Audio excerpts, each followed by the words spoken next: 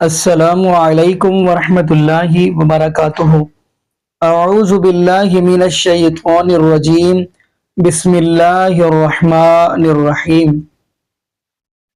جی ناظرین، آج ہم جس حوالہ سے گفتگو کرنے جا رہے ہیں وہ یہ ہے کہ پیارے علی المرتضیٰ رضی اللہ تعالی عنہ، نبی پاک صلی اللہ علیہ وسلم کے داماد حضرت علی المرتضیٰ رضی اللہ تعالی عنہ، حضرت حسن اور حضرت حسین رضی اللہ تعالی عنہما کے بابا جان حضرت علی المرتضیٰ رضی اللہ تعالی عنہ، فاتح خیبر حضرت علی المرتضیٰ رضی اللہ تعالی عنہ۔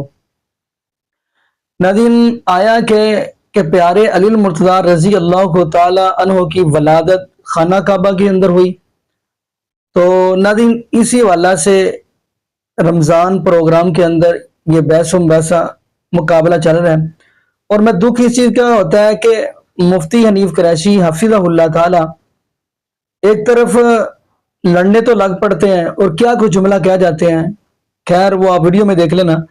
لیکن ناظرین، دکھ اس چیز کا ہوتا ہے کہ ایک طرف یہ اپنے بزرگوں کو بچائی بھی جا رہے ہیں، اپنے بابوں کی حفاظت بھی کی جا رہے ہیں، یا تو پھر حضرت علی المرتضیٰ رضی اللہ تعالی سے محبت کی نشانی تو یہ ہے کہ جیسے حضرت علی المرتضیٰ رضی اللہ تعالی عنہ نے نبی پاک صلی اللہ علیہ وسلم کی اتباع کی، تابعداری کی، فرما برداری کی، پھر مفتی حنیف قریشی حفظہ اللہ تعالی بھی ویسی ہی تابعداری حضرت علی المرتضیٰ رضی اللہ تعالی کی کرے نا، کہ حضرت المرتضیٰ نبی پاک صلی اللہ علیہ وسلم کی فرما برداری ایسے کرتے رہیں۔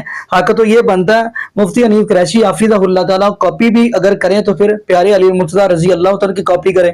خیر ناظرین، آئیے ہم وہ ویڈیو دیکھتے ہیں جن کے اندر ناظرین بتاتا چلوں آپ کو، مفتی حنیف قریشی حفظہ اللہ تعالی اور قاری خلیل الرحمن حفظہ اللہ تعالی، ان کے اندر یعنی بحث و مباحثہ چل رہا ہے، اور پھر یہاں تک بات پہنچی کہ مفتی طارق مسعود حفظہ اللہ تعالی کو یعنی ان کو صلح کروانے پہ یعنی کروانی پڑی، اور ان کو آرام سے گفتگو کروانے کا کہا گیا، اور کیا کچھ انہوں نے باتیں کی وہ ہم سنتے ہیں۔ آئیے ناظرین مل کے گفتگو سنتے ہیں۔ دوسری بات یہ ہے ڈاکٹر صاحب، ہم تعریف کسی کی نہیں ہے، اویس ربانی عادت ہو گئی، عادت چلو عادت 16 سال کا رشتہ ہے، نہیں تو اسی وجہ سے آپ ڈاکٹریٹ کر لینا تاکہ ہماری بات صحیح ہو۔ انشاءاللہ جزاک اللہ۔ تو دوسری بات یہ ہے کہ سیدنا اچھا وہ من کن تو مولا پہ بھی ذرا تبصرہ کرتے ہیں، پھر مفتی صاحب کے پاس آؤں، بس وقت مختصر رہ گیا۔ قاری صاحب، من کن تو مولا، یہ بات عقل کے بھی خلاف ہے۔ یہ دیکھیے کہ اگر ہمارے گھر میں اس طرح کی جب زچگی کی کوئی بھی ضرورت پیش آتی ہے، ہم مسجد میں جاتے ہیں یا ہسپتال میں جاتے ہیں؟ شاید قاری صاحب نے بہت زیادتی کی ہے آخری لفظ میں کہہ کر کہ کیا آل بیت کے گھرانے کی عورتیں ایسے حالات میں باہر، میں کہتا ہوں یہ ان کی جسارت ہے۔ یہی لفظ پہلے اپنی زبان سے کہہ چکے ہیں کہ صحیح روایت کے اندر حکیم بن خزام کی ولادت کعبہ شریف کے اندر موجود ہے، یہ صحیح سند کے ساتھ روایتوں حدیثوں میں موجود ہے۔ تو میں پوچھنا چاہتا ہوں کہ کیا یہی الفاظ اس صحابی رسول حکیم بن خزام کی والدہ کے لیے آپ بول سکتے ہیں، اور علی کی ماں کے لیے کیسے یہ لفظ آپ بول سکتے ہیں؟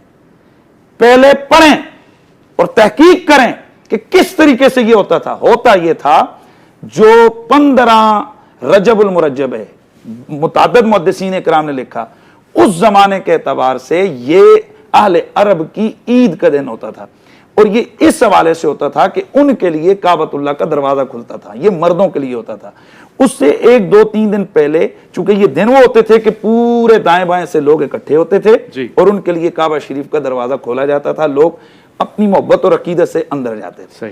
عورتوں کا بھی وہی معاملہ تھا، اور یہ سال کے بعد دروازہ کھلتا تھا۔ اچھا، اب ایسے حالات کرائن یہ بتا رہے نا کیسے باہر نکلیں، تو اس کو محدثین نے جواب دیا ہوا ہے، اس کو پڑھ کے آئیں آپ۔ وہ فرماتے ہیں کہ انہی ایام میں ہر عورت کی یہ خواہش ہوتی ہے کہ یار میں ایسے موقع پر یہ سعادت حاصل کر لوں۔ تو حضرت فاطمہ بنت اسد، چونکہ وہ خواتین کے ایام تھے کہ بھئی ان کے لیے دروازہ کھولا، وہ بھی تشریف لے گئیں۔ اب یہ ایک جس کو کہہ لیں کہ قدرتی امر ہے، کئی ان کی بھی خاندان کی رشتہ داروں میں کئی عورتیں ایسی ہوں گی جو بازار سودا لینے گئی ہوں گی اور اچانک کسی رکشے وغیرہ پر بیٹھ گئی اور معاملات ہو گئے تو اسپتال چلی گئیں۔ اب ان کو کوئی پوچھے کہ ایسے موقع پر تم کدھر گھوم رہی ہو، تو یہ وہ اس حوالے سے تشریف لے گئی. حکمت خداوندی کا تقاضا یہ تھا کہ وہیں پر ان کی ولادت ہو گئی. تو میں یہ کہتا ہوں کہ اس انداز سے رد کرنا, دیکھیں تاریخی حوالے سے میں پہلے کہہ چکا ہوں, جو مفتی طارق صاحب نے جو واقعہ بیان کیا تم اپنی تلواریں لے کے آؤ, یہ حدیث صحیح میں موجود ہے, نکالیں سند. ابو بکر وہاں کھڑے تھے, عمر وہاں کھڑے تھے, بدر میں, احد میں, کیا یہ حدیث کے اندر موجود ہے؟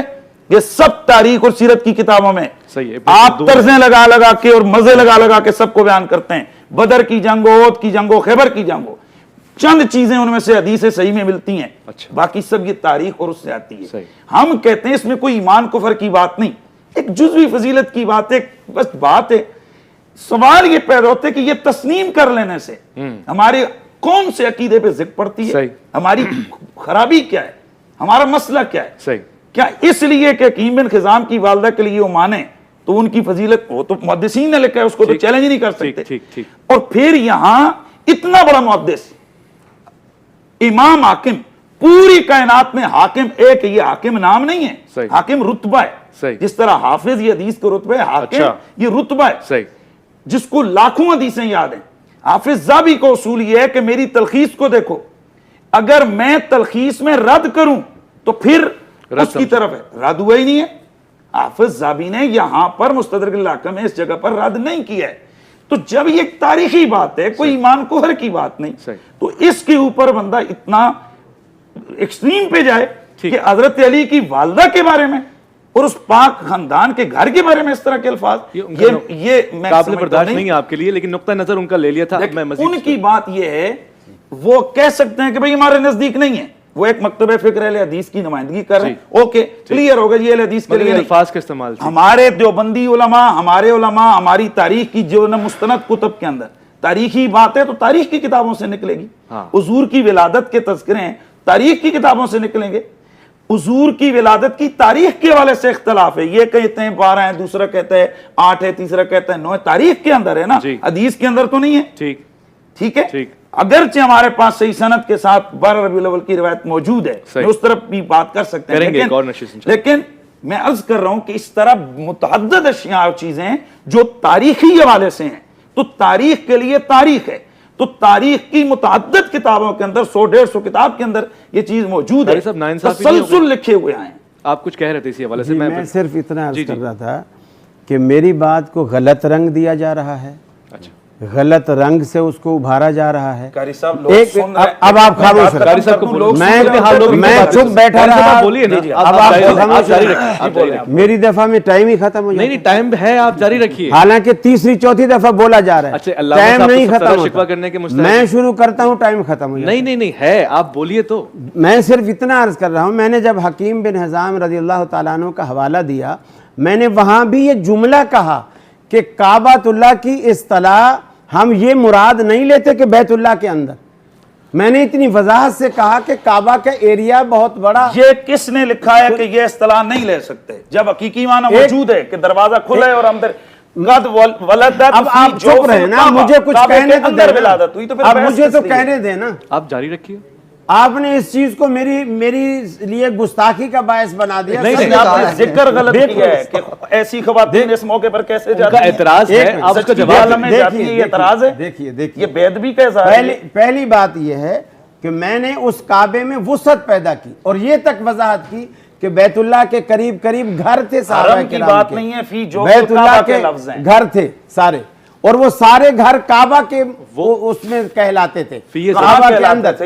میں نے بھی ایک حوالہ دیں کہ یہ کہلاتے. قرآن مجید کی اس آیت کا آپ ترجمہ کر کے بتائیں, حدیم بالغ الکعبہ کا کیا مطلب ہے؟ بالغ الکعبہ کیا مطلب؟ یہ یہاں پر فی نہیں ہے, کعبہ فی نہیں ہے, فی ظرفیہ جو ہے نا وہاں پہ حدیث میں فی ظرفیہ, کعبہ تک پہنچے نا, لیکن فی ظرفیہ بھی. کعبہ کیا ہے بھائی؟ کعبے کے قریب بھی ہو سکتا ہے, لیکن یہاں پر فی کے لفظ موجود ہیں. کیوں ہو سکتا ہے؟ فی جو فی الکعبہ کا کیا مطلب ہے؟ اللہ کے ولی وہ جو فی جو فی الکعبہ حدیث کے لفظ موجود ہیں. سیدنا علی کا حکیم بن خزام جو فی طارق صاحب کچھ کہہ رہے ہیں, الکعبہ مفتی طارق مسعود صاحب. جی بات ہے, تھوڑا سا قاری صاحب سے بھی میں گزارش کروں گا کہ تھوڑا سا اگر قاری صاحب کو, سوری مفتی صاحب ٹھیک ہے نا, جب بھی یہ مفتی صاحب ہیں, تو یہ قاری صاحب ہیں جی. تو وہ میرا خیال ہے گستاخی پہ لے جانا تو بہت بڑا ظلم ہوگا قاری صاحب. نہیں گستاخی نہیں گستاخی نہیں کی انہوں نے.